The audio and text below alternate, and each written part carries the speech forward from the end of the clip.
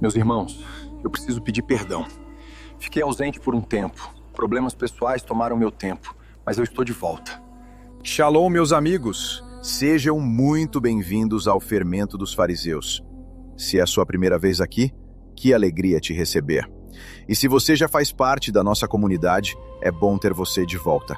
Hoje, a gente vai continuar o papo do último vídeo sobre Isaías 14 e o famoso termo Lúcifer. Se você ainda não assistiu o anterior, dá uma passada lá depois. Vale muito a pena, porque ali a gente explicou que Lúcifer, na tradução da Vulgata, significa portador da luz ou astro da manhã. Ou seja, não é um nome próprio do diabo como se convencionou ao longo dos séculos, mas ficaram algumas pontas soltas. E é justamente isso que a gente vai amarrar agora. Então pega tua Bíblia, teu papel e tua caneta e vem comigo. Antes de entrar em Ezequiel 28, deixa eu te mostrar algo curioso. A palavra Lúcifer aparece 5 vezes na Bíblia Latina, e o sentido muda em cada uma delas. Isaías 14:12. Como caíste do céu, ó Lúcifer, tu que nascias de manhã.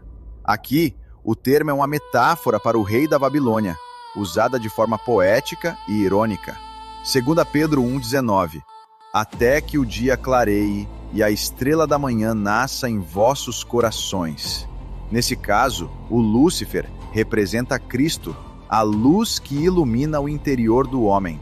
Salmo 109:3. Desde o seio, antes da aurora, eu te gerei. Aqui, o termo tem o sentido de aurora, algo puro, antigo, resplandecente. Jó 11:17, 38, 32. Fala da luz natural, do brilho e do domínio divino sobre ela. Percebeu o padrão? Lúcifer nunca foi um nome próprio, mas uma palavra simbólica, cheia de nuances. Ela fala sobre luz, renovo, esplendor, e é o contexto que define se o tom é de ironia, como em Isaías, ou de esperança, como em Pedro. Agora sim, vamos abrir Ezequiel 28. Esse capítulo traz 2 mensagens proféticas contra Tiro, uma cidade rica e poderosa da Fenícia, conhecida pelo seu comércio. Os versos se dividem em 2 partes. A acusação ao príncipe de Tiro, versos 1 a 10, e a lamentação pelo rei de Tiro, versos 11 a 19. Muita gente acredita que essa passagem fala do diabo, mas será que o texto realmente pede essa leitura? Vamos com calma. Estiveste no Éden, jardim de Deus. Quando a gente ouve isso, logo pensa em Gênesis 3, né? Mas olha só, Ezequiel menciona o jardim de Deus e não o jardim do Éden. Isso muda tudo. O Éden, na verdade, era uma região, não um jardim em si. Gênesis 2 diz que Deus plantou um jardim no Éden, o que mostra claramente que o Éden era o lugar e o jardim era apenas uma parte dele. E para confirmar isso, basta lembrar de Caim, que foi morar ao oriente do Éden, Gênesis 4:16. Ou seja, o Éden era uma área geográfica e não apenas um jardim simbólico. Esses detalhes mudam completamente o entendimento. Cada palavra na Bíblia tem peso, e quando a gente respeita o texto se ilumina. Por mais que nós, leitores, possamos compreender este texto com uma forte ideia espiritual, devemos tomar cuidado para não misturar as coisas. Fazer de uma poesia um texto literal ou até mesmo um cântico parábola não nos leva necessariamente à verdade do texto. Ao contrário, pode nos afastar da revelação que foi cuidadosamente preparada para cada um de nós. Porém, nossa sabedoria, embriagada pelo vinho do orgulho, muitas vezes nos torna semelhantes ao rei de Tiro.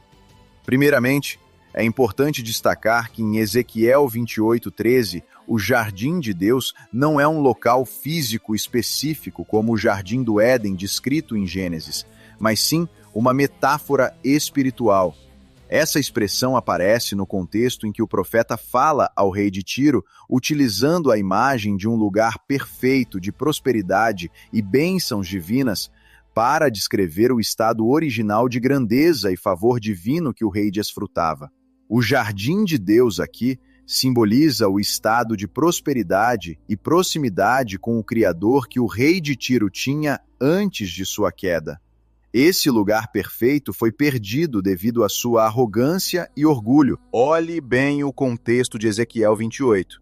Pedras preciosas, ouro, comércio, cedros, tudo isso são símbolos vívidos das riquezas e da opulência de Tiro, e não do paraíso original.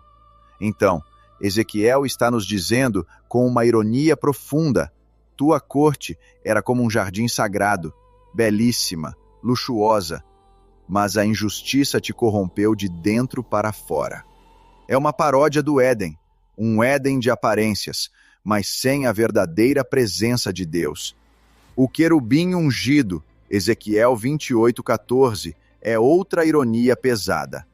Na Bíblia, os querubins são guardiões do sagrado, como aqueles na tampa da Arca da Aliança. Ao chamar o rei de Tiro de querubim, o profeta está dizendo sarcasticamente: você se portava como protetor da santidade, mas se tornou o próprio símbolo da corrupção. Ungido aqui não tem um sentido messiânico. Refere-se apenas a alguém separado para uma função importante. Ezequiel está expondo a hipocrisia desse status sagrado usado para fins egoístas. As pedras afogueadas, versos 14 a 16, são uma expressão poética intrigante. O simbolismo delas está ligado à representação das tribos de Israel e à sua relação com o líder espiritual, como o sumo sacerdote, que as carregava para simbolizar a unidade e a responsabilidade do povo diante de Deus. Segundo o Midrash, essas pedras representam não só as identidades das tribos, mas também a intercessão espiritual constante do líder. Contudo, é importante ressaltar que essa é uma das muitas interpretações possíveis e não uma afirmação absoluta. Diferentes tradições e contextos podem atribuir outros sentidos a essas imagens poéticas e simbólicas. Lembram de Irão, o rei de Tiro, que ajudou Davi e Salomão com madeira e ouro para o templo? Ezequiel usa essa antiga amizade entre Tiro e Israel para criar um contraste marcante. Quem um dia ajudou a construir o templo de Deus, agora se perdeu em seu próprio comércio injusto e na arrogância. O resultado dessa queda é trágico. Te profanarei, te farei cinza. O luxo e a glória se transformam em poeira e destruição. Então, a pergunta que não quer calar: Ezequiel 28 estava falando de Satanás? A verdade é que o texto não exige essa leitura. Ezequiel está descrevendo um rei humano, o monarca de Tiro, usando imagens sagradas e poéticas para expor seu orgulho e sua queda, da mesma forma que Isaías 14 fez com o rei da Babilônia. É uma teologia expressa em forma de poesia profética. O objetivo aqui é moral e simbólico, nos alertando sobre os perigos da soberba humana, e não uma revelação demonológica. O que aprendemos com tudo isso? Que o orgulho, por mais que se vista de brilho espiritual, sempre termina em ruína. É a velha e conhecida história do homem que se vê como divino e, inevitavelmente, desmorona. Hoje, exploramos juntos as 5 ocorrências da palavra Lúcifer na Vulgata e seus variados significados. A profunda mensagem de Ezequiel 28, que fala sobre o rei de Tiro e não sobre Satanás. E a importância crucial de lermos o texto bíblico dentro de seu contexto histórico e poético para uma compreensão autêntica. No nosso próximo vídeo, vamos nos aventurar em Apocalipse 12, o dragão, o acusador, a guerra nos céus, para finalmente fechar esse quebra-cabeça e colocar cada texto em seu devido lugar. Até lá, queremos muito ouvir sua opinião. Comente o próximo assunto que poderíamos abordar. Se este conteúdo ajuda você na leitura bíblica, Deixe seu like, inscreva-se no canal Fermento dos Fariseus e compartilhe.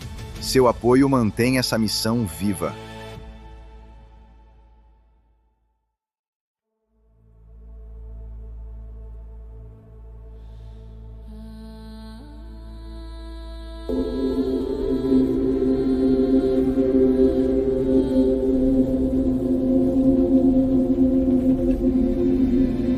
E Deus disse: haja luz.